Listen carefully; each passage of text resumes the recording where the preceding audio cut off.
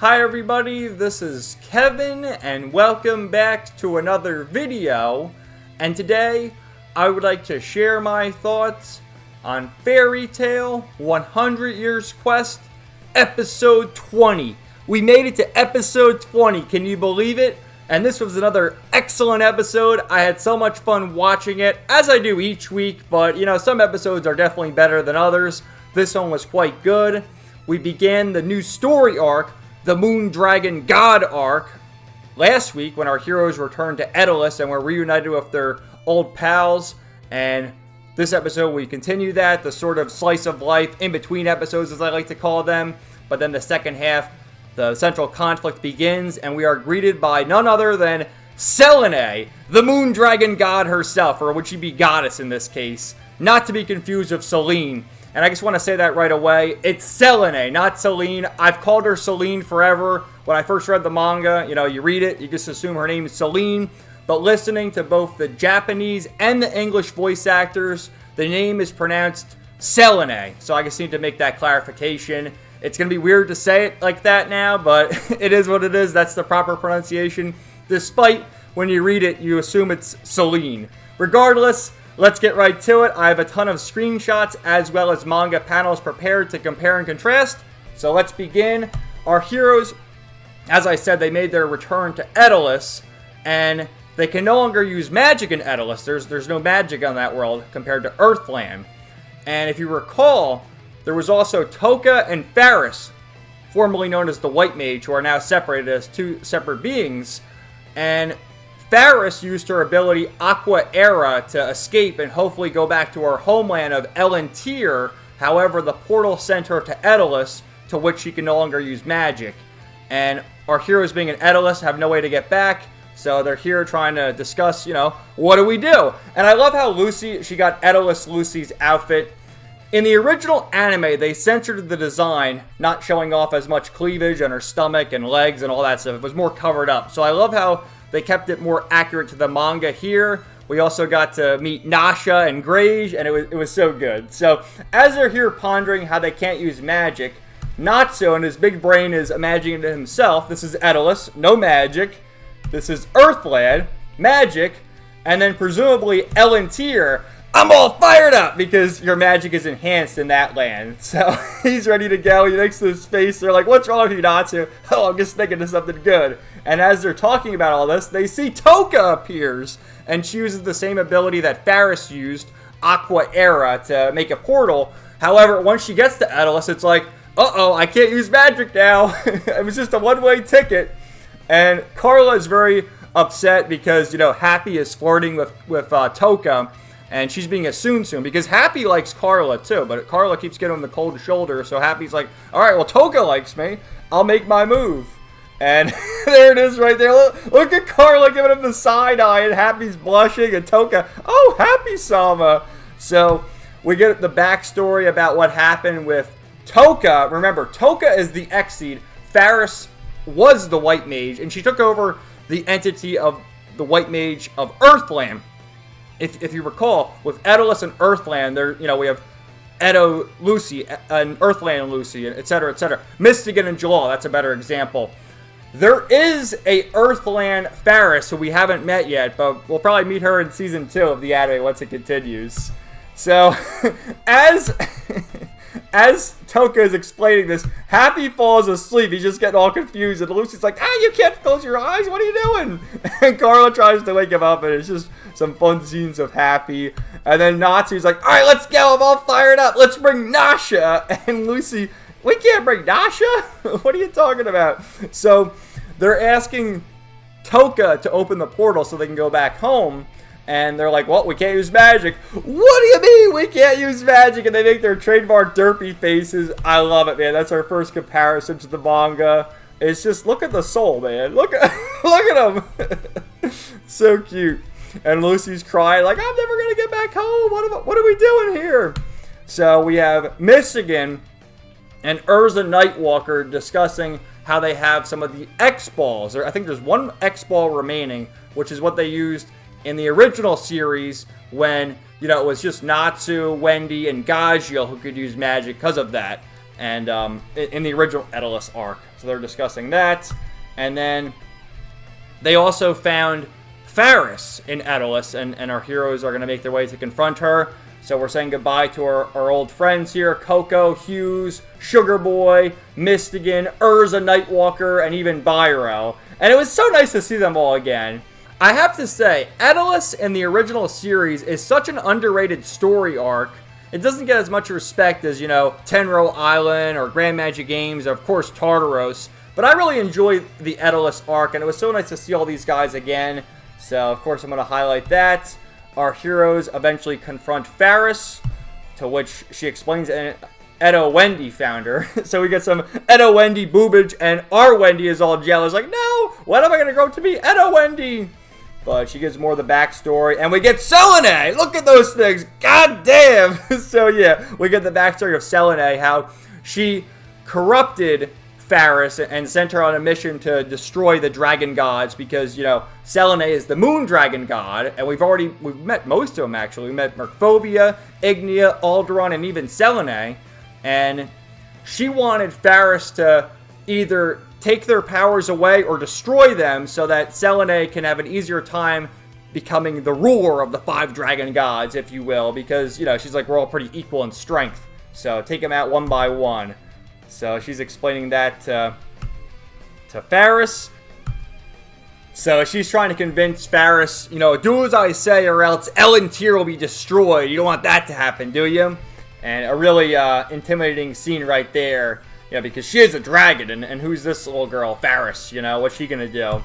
So there's another comparison to the manga. Elantir is mine if you don't do as I say. So continuing on.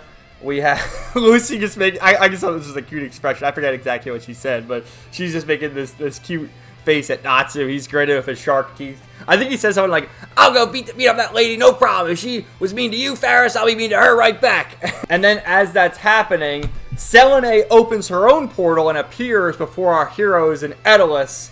And that's a comparison right there. Which, pretty good, if I do say so myself. I gotta say, they did censor the bath scene when we first met her, but as far as the cleavage and the size of her titties, I mean, they're quite nice. So she's laughing away. She's making this evil face. I can fix her. How come, aside from Lucy, because she's got blonde hair, but Selene and Kyria both have blonde hair, and they're fucking nuts. But I can fix them. I will. I'll do my best anyway. And she actually, she does the Frieza death beam. Yeah! And fires a shot right at Faris. And so it pisses off our heroes. You see, she gets her teeth because she's actually transforming right now into a dragon. And there you go. She turns into a dragon, ready to face off against Natsu. And as she is the moon dragon god, turns everything night. You see the moon right there. And again, here's your comparison to the manga. Similar to all the other dragons we've seen so far. Merphobia, Ignia, and Alderaan. I do think it looks nicer in the manga. It's just more detailed. Even her neck, I don't know, her neck looks longer in, yeah, you see that? I don't know. What do you guys think? Leave a comment down below, please. But I love the anime. I think I always do prefer the anime because of the voice acting, music, colors, etc. But as far as art goes, from an artistic standpoint, it always looks better in the manga. Even Natsu's stance there.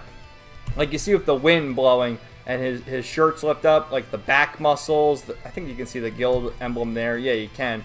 Even Natsu looks better with the artwork, but, it is what it is. So we get to see Selene there, and then our heroes are all swept up off to Elantir. And we have Edo Wendy saying goodbye. Some Edo Wendy boobage for you. Yes, I know what you want. And then our heroes wake up on the clouds of Elantir. And then we see Selene, who's just watching from afar, how our young dragon slayers fare against my warriors on Elantir. Foo foo foo.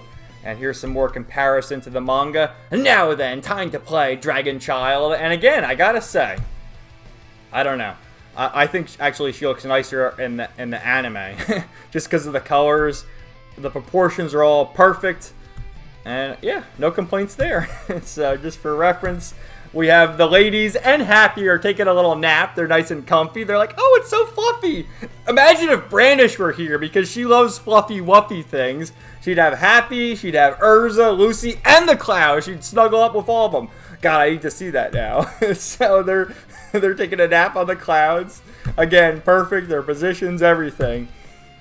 Just like the manga. And we have Natsu because as they're on the clouds are moving, and Natsu has motion sickness, and Gray's like, "What are you doing, you weirdo? This isn't a vehicle, it's a cloud." And Natsu, "Well, it's moving. How do you explain that?" So, and because they're here, we mentioned early in the episode, Natsu is going through all the different stages of his magical energy. Nothing on Edelus, full power on Earthland, but even more power on Elantir. And because of that, Irene shows up because Wendy's magic is overflowing. Startles Wendy. She's making that face. And, she's talking about, like, Urza over there. And Wendy thinks that they can all see Irene, but only Wendy can see her. So she's getting all nervous. And, again, I just did the whole panel here. Like, I guess we'll zoom in with Irene because that's the main point. They show more of the cleavage and everything going on with Irene, whereas, like, you can hardly see anything. And I get she's a spirit, but you can still do something better than that. Come on, it's just like a blob floating around. And I guess they're scared to animate the boobage. Like, the men of culture are dying over here. Please and thank. So, as they're discussing what's going on, a giant hand appears. And I love this. A giant hand! And they're all making their faces. I love, like, how come some of them... Urza has a little pupil right there, you can see it, but some of them have nothing, just like the white eyes. Happy has that. But Carla, Toka, and Faris have their eyes I don't know, it's the little things, man. I thought this was absolutely hilarious, the way they were screaming and stuff. And again, there it is in the manga. It's gonna grab us! Which, yeah, I guess they adapted it just like it was in the manga there, the way that each character had, some had pupils, some didn't. Very cool. So this sweeps them all away. Everyone gets separated here. And we have Natsu and Gray. Lucy was by herself. I think Wendy was with Urza. We'll go through it in a minute. But you see right here we have Natsu and Gray. Then it shows Lucy, which I have this video. I'm not going to play the video. It's just I wanted to get different screenshots here. You get Lucy walking around. And this eye creeps up on her. She makes that face. And then she makes a really cute face. Look at her eyes there. She's beautiful, man. But then, ow, look at it. And she's just screaming. And there it is in the manga. So you get the idea. Where'd you guys go? Where's the first one? The same thing. They did all the different expressions to a T there. The eyes and everything. And then... Taurus appears. Lucy's zone. I love that outfit. Moo! And he starts doing this Taurus thing. And Lucy's like, "Well, how'd you even appear, Taurus? I don't have my celestial spirit keys." "Well, I don't know, Lucy. We got all this magical energies overflowing here." So all her spirits can appear. Maybe that's foreshadowing for what's going to happen later. I hope in this season. There's an excellent moment with Lucy later on in this arc. But I don't know. Because we only have up to episode 25. I don't know how far they're going to go. But yeah, can I just point out, because no one else will, look at Lucy's ass, man. Just a perfect curvage right there, if I do say so myself. So, I am literally Taurus. So, here is Urza, Wendy, and Carla.